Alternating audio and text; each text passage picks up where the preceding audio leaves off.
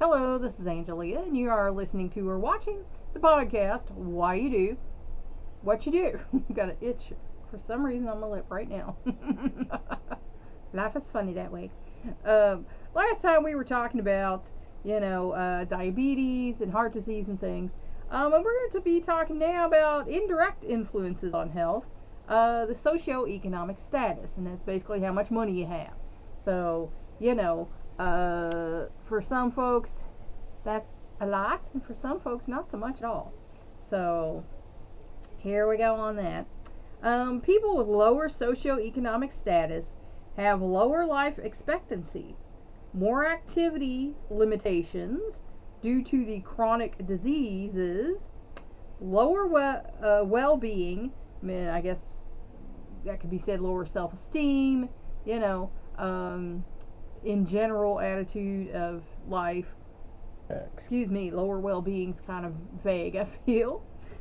And more restricted access to health care than people with higher socioeconomic status, which, I know before Obamacare came in, I had no insurance and I had no money to pay for medical bills. I was going to the clinics, was not getting the best of care there. There were mistakes made more than once. So, I thank God I'm alive because, you don't get the best of care in these free clinics because these doctors are getting paid a very basic rate by the city, state, or, federal government.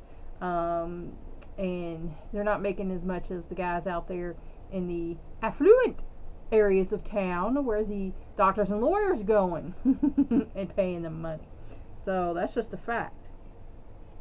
In part, the reasons may be psychosocial, and that's the way you think about society and things. People with higher SES tend to have a greater sense of control over what happens to their bodies as they age because they have the money to afford the care and the meds and the things that help their life. And they may choose healthier lifestyles because, again, they can afford that. They can afford the fresh meat, the fresh produce. That's, one of the practitioners up at UFL was telling me, you have to buy fresh meat. You can't keep getting it out. It's like, who has the money for this? Are you going to give me the money for that? Yeah, I didn't think so. I can't afford that. Most of my meat comes out of a can. But they don't see that because they're in a protective bubble of money. And to them, it's nothing to go to the store and spend, $300 on groceries. But, our budget's quite a bit smaller than that. So, again, there is a discrepancy there between reality for everyone. Your reality might be, I got this money and it's got to last me all month. We're going to spend $70 a week, and that's what I was spending when I was a single mom for 8 years. And that's it. That's all we got. Can't do more. So, and then somebody else who can go and spend $300 in a shot, there's a difference. You have to make sure all the meals get in there, but it has to be in an economical way, whereas you might be able to go to buy that big huge pack of steaks to get your beef in. I might have to buy that roast beef in a can and mix it in with some rice and onions and flavoring so you get some in. There's a difference. Still, in an 8-year nationally representative study of more than 3,600 U.S. adults, people with lower and moderate incomes had higher mortality rates than those with higher incomes, even when differences in age, sex, race, urban or rural residents, education, and health risk behaviors such as smoking, use of alcohol, overweight, and activity levels were controlled. So it does make a difference because when you don't have much of an income, the health care you're getting is lower quality. The food you're getting is lower quality. Chances are you probably don't have a lot of time for exercise, so socioeconomic status does make a big difference in your life. And I hate it when I hear really affluent people say, well, they could be as good as me. No, it doesn't work that way. You were born into it. You, like somebody, I'm not mentioning names, somebody said all they got was $1 million to start it. Hello, how many people how many people have that? No, most people, is starting out at McDonald's making, minimum wage, and then they hope they can move up that ladder and maybe make a lateral move and go somewhere. That's reality for most folks. One explanation is that many poor people lack insurance, and before it was required, and it's not required again now, they didn't have it. They were hitting the free clinics and hoping it all worked out okay, which a lot of times it didn't. In a prospective national study of 7,577 adults who were 51 to 61 years old in 1992, those without health insurance were 63% more likely to show a decline in health during the next 4 years. 63. So that's over, half of the folks. And 23% more likely to develop problems in walking or climbing stairs. So that's close to a fourth of them. Then, are going to lose their mobility because they don't have the insurance for, knee replacements and hip replacements and things like that. That's what a lot of the folks who are more affluent, they can afford to go do that. Get me a new hip, get me a new knee. Folks, that ain't doing so well, they can't do that. I couldn't do that. I could afford to do that. So we're hobbling along. We're having problems getting up the steps. We're having problems walking any kind of distance because we just don't have the money to fix these problems. So we're going to decline and become disabled. That's just a fact of life. If you can't fix a problem, it just keeps getting worse, doesn't it? But insurance is not the whole story. In a longitudinal study of 8,355 British civil servants, ages 39 to 63, those in the lower ranks had poorer health than those in higher classifications, despite equal access to Britain's national health care system. So see, Britain's got a national health care system. They're smart, they're taking care of their folks, because that's what we should be doing. That's what any civilized country should be doing. But here in America, we're different. People came over here in the early days, got used to being frontier people, forgot how to be civilized, and now we got what we got going on, just a mess. But I digress.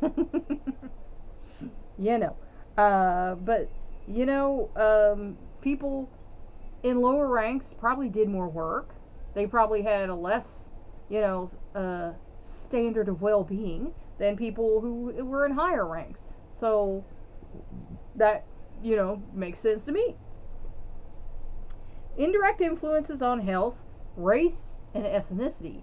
Now, evidently there's folks who don't like when you talk about that, but let's face the facts. There are differences among the races. There are differences among ethnic groups. And if we're talking about it in a science, this is a science book, straight from the science book. That's what we're doing. We're talking science on trying to help figure out a little bit more what's going on up here and in here. I'm not coming to anybody when I talk about science. It's just what it is. Oh my goodness, my nose is itching. Oh my goodness. In young adulthood, death rates in middle age are higher for African Americans. Oh, as in young adulthood, okay. Death rates are higher for African Americans than for white, Hispanic, Asian, and Native Americans. And that usually has to do with socioeconomic status and also genetics. About 1 in 3 African American adults has hypertension, as compared with fewer than 1 in 4 white Americans. So African Americans are more prone to hypertension. Hypertension accounts for 1 in 5 deaths among black people, twice as many as among whites. So, African American is twice as likely to die from heart-related problems. 1 in 10 African Americans has diabetes, and African Americans have higher rates of blindness, kidney failure, and amputation of limbs as a result. So, heart and diabetes problems are big, problem in the African American communities. African American women are four times as likely as white women to die of heart disease or stroke before age 60. So, if you're an African American woman, you have any little pains or head dizziness problems, don't let it go. Go to the doctor and get yourself checked out, because as you just heard, you are 4 times as likely to die of these things. While death rates from cancer have generally declined, this is not so among blacks, who continue to have high death rates from lung, colorectal, prostate, and breast cancer. So again, if you notice anything funny, go to the doctor. Have them check you out, because it can save your life. A review of the research found that this difference in cancer deaths is related mostly to differing treatment. So they're not treated the same as other folks. Socioeconomic status probably takes some play in that. And I'm going to dare say, we're going to move on and hear about it, but I'm going to say there might be some difference in attitudes. Some observers attribute the health gap between black and white Americans in part to stress and frustration caused by prejudice and discrimination. And, unfortunately, there is still that here in America. And that goes for both sides. There's still a lot of mistrust between African Americans and Anglo Americans. It's just the facts of life. It just is.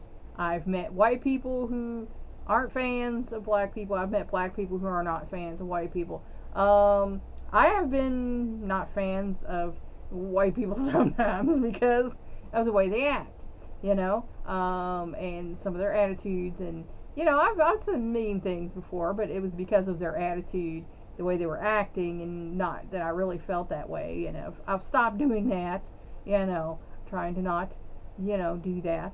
But, unfortunately, it still is a reality here in this country, and I think it's a shame, because when you're putting people's life at risk because you don't like their race for whatever reason, you inherited that belief, or you met one person who was bad, like this color, and or there's a certain group that you didn't like that was this color, I think that's a shame, and it's only gonna keep you from, knowing about your fellow man. In part of the Caribbean, where race relations may be somewhat smoother than in the United States, African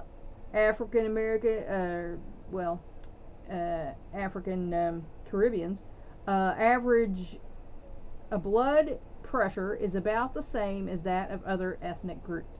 So they don't have as much health issues, and that's probably because they're accepted fully, where they are. You expect in Jamaica there's going to be Jamaicans, and there's not that prejudice that there is in America, and that all goes back to slavery, which, America's tried to gloss over. It's like a little section in the history book, like this. But it was a bigger deal than that. But the facts are, no one here on Earth now was alive when that happened. No one. No one here in the United States lived as a slave that is currently alive, and no slave owners are currently alive. So when we start arguing about who owes who what, and this should be, that was like 200 years ago. None of these folks are alive. Let's let it go, because it's just silly to keep hashing it up for 200 years, you know. And I'm not saying gloss it over, because it's not. It should be taught. It should be learned from. But, you know, as far as, you know, a government apology, you got, as far as everybody getting reparations or whatever, where's this money coming from? From those people who have no guilt in this, you know. So, you know, there are a lot of problems in America, and I think if everybody would just stop, get over it, you know. It was a horrible thing that happened. I'm not condoning it, you know. In fact, I'm 100% against it, you know. So, but I think it's time to move on here in America. Probably the largest single underlying factor in African Americans' health problems is poverty, which is related to poor nutrition, substandard housing, and poor access to health care. Because again, you know, if you're living in, you know, as Elvis called it, the ghetto, then you're not getting the best food, you're not getting the best housing. I mean, I heard a story of a woman telling me about, you know, she had a hole in her roof that was leaking into her closet, kept asking me about it, never got fixed. You know, she put a pan in there, but the closet was all moldy and stinky, and, you know, that couldn't be healthy for you. And then, of course, roaches and things. So, you know. Still, poverty cannot be the sole explanation, since the death rate for middle-aged Hispanic Americans, who also are disproportionately poor, is lower than that of white Americans. So, you know, genetics does play a part. Hispanic Americans are not a single homogeneous group. There are significant differences among various subgroups, and Puerto Ricans lag behind other Hispanics in several health status indicators. And I know a lot of Hispanics. I have met some folks, you know, out in the community, and basically Mexican is it. You know, they forget there's other Hispanics other than Mexicans. You know, and I guess that has to do with the way they were brought up. I don't even know. And I've met Hispanics who, you know, basically are, you know, have an attitude thinking everybody thinks they're Mexican. I met a guy, and we were waiting for pizza at Little Caesars, but somebody said something, you know, about where he was from. He says, "I'm not even Mexican. I'm not even from Mexico." You know, and he was giving this guy a hard way to go, and then he left, and the guy was like, "I mean, I just asked a question. I just, you know, I have a friend that lives, you know, down in Mexico City. He's like a professor, and I just wondered where he was from." So, you know, sometimes people have attitude about, you know, subgroups in their cultures and things. But again, the Puerto Ricans' health is worse than others, and that's probably because they're their own island nation. They're isolated there versus being in the whole, you know, of South America. For example, about 21% of Puerto Ricans report activity limitations, as compared with only 15% of persons in Mexican, Cuban, or other Hispanic origin. So the Puerto Ricans are having more mobility issues. And again, like I said, if you can't get something treated, then it only gets worse. So they probably are not affording, you know, new knees, hips, or whatever, getting their arthritis treated, bone problems treated, and so they are becoming, you know, disabled earlier. Puerto Ricans also are more likely to report being in fair or poor health, to spend more days sick in bed, and to see physicians or go to a hospital. So, excuse me, their healthcare system is obviously not adequate to take care of their population. Racial and ethnic disparities have decreased since 1990, but substantial disparities persist. For example, blacks improved more than the general population in death rates from stroke and lung cancer, but not in breast cancer deaths. And the lung cancer death rate among American Indians or Alaskan Natives increased by 28%. So our Native Americans are having a higher death rate now versus everybody else who's having a lower death rate. And I guarantee you socioeconomic status plays a part in that. And, you know, the healthcare system out there is probably also not the best one going. This group also did not benefit from overall declines in death rates from breast cancer and stroke. So our Native Americans are still not getting adequate care to keep them living as long as the rest of it. And I think that's a shame. They were the first folks here.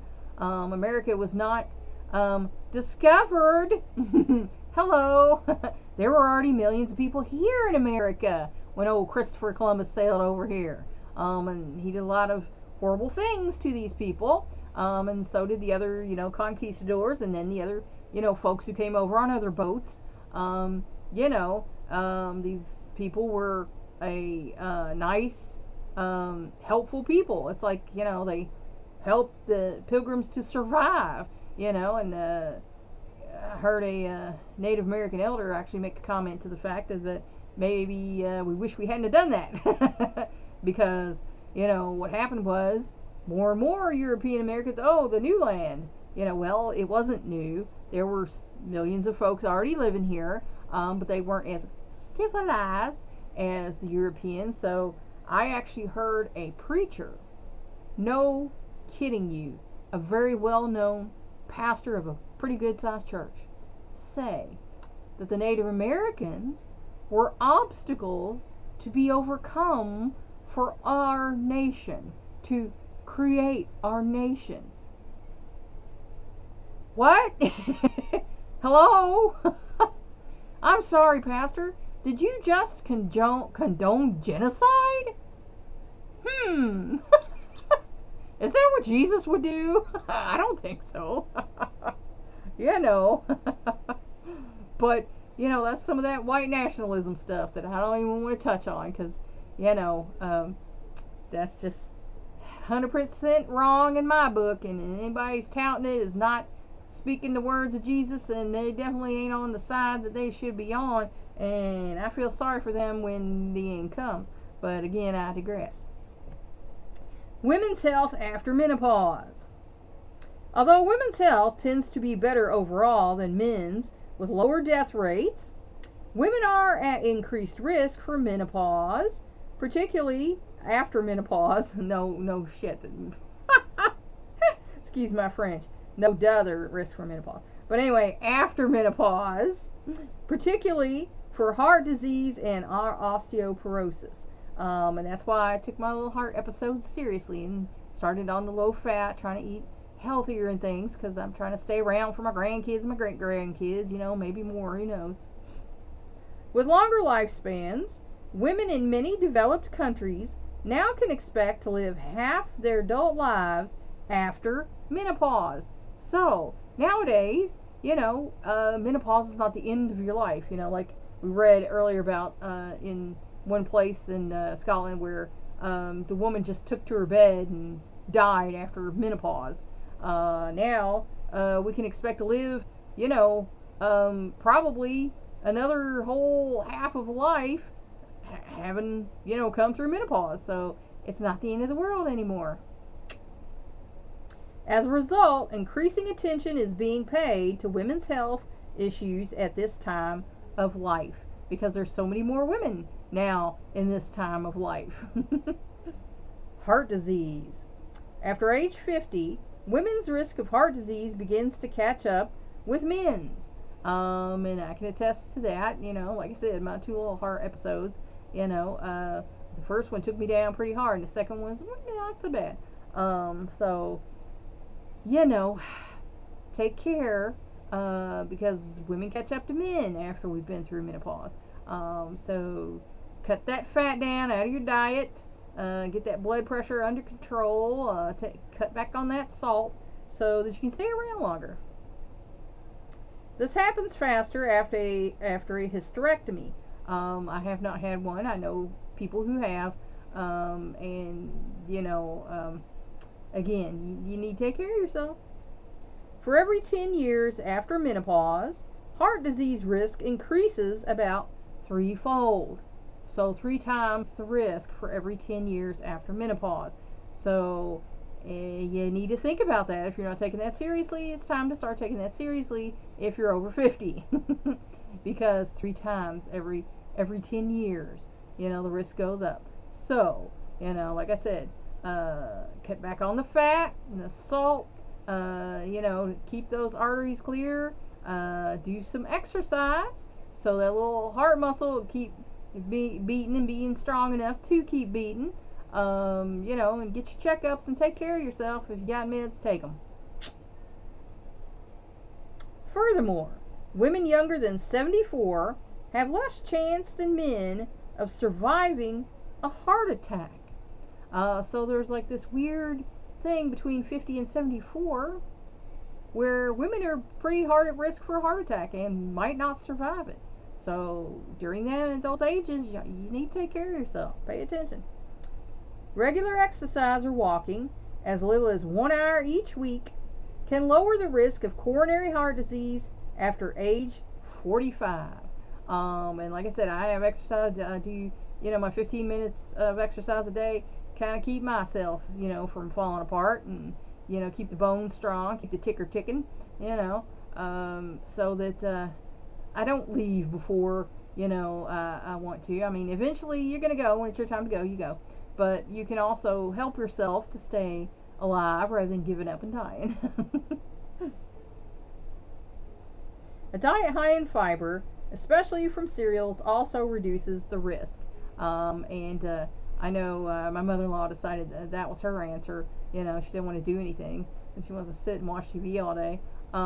So that was her deal. She got these good cereals, and she eats her cereals and thinks that's going to keep my heart ticking. And she's 90 years old, so she might not be wrong.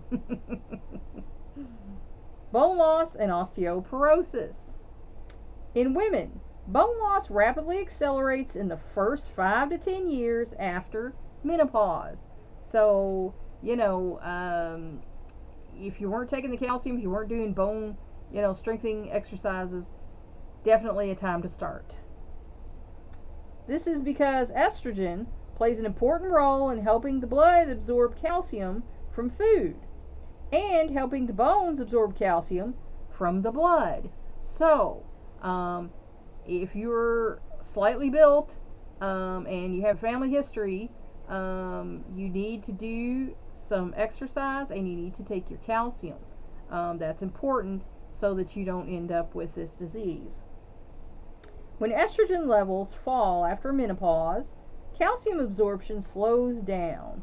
So again, most doctors will prescribe you calcium once you've been through menopause. I got mine over here. So, extreme bone loss may lead to osteoporosis, or porous bones, a condition in which the bones become thin and brittle as a result of calcium depletion associated with loss of estrogen.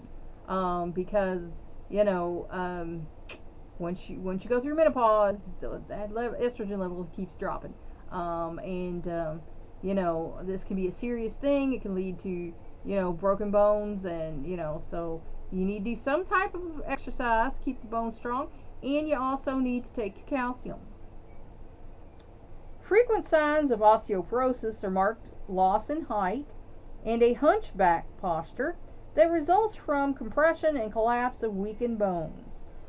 Now, I have degenerative disc disease, so mine are doing that.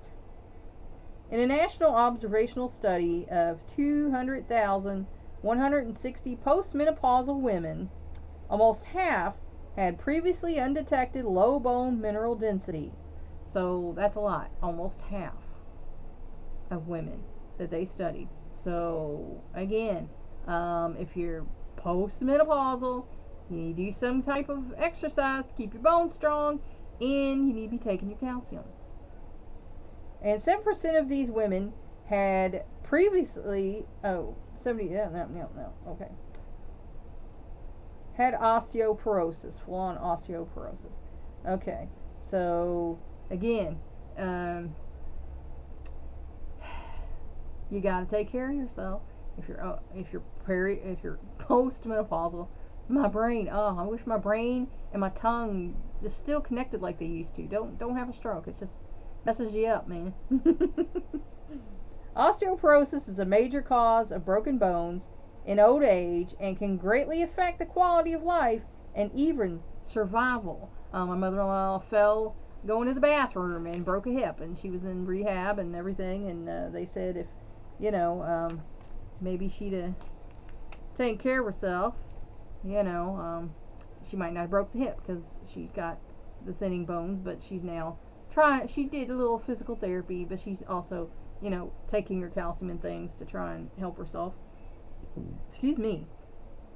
Almost 3 out of 4 cases of osteoporosis occur in white women, more often in those with fair skin, small frames, low weight and BMI, and a family history of the condition, and those whose ovaries were surgically removed before menopause.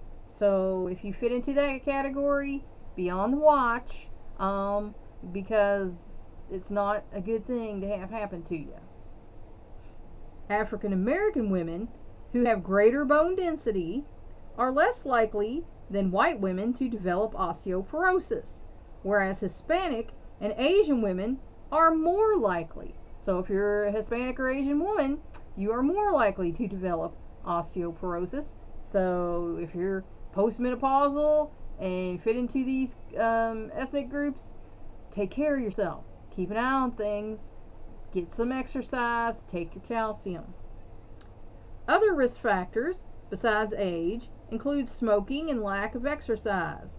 Of course, since a predisposition to osteoporosis seems to have a genetic basis, measurement of bone density is an especially wise precaution for women with affected family members. So if you know there's a family history, keep an eye on this, so that you don't end up, tripping down a step and breaking your hip, because it can happen. And that's where I'm going to leave you today. Thanks for watching. Please like and share this educational program so we can spread it around the world. If you want to help me out, subscribe to my YouTube channel. If you want to help me out even more, go to my Patreon page and become a patron. That's all for now. Until next time.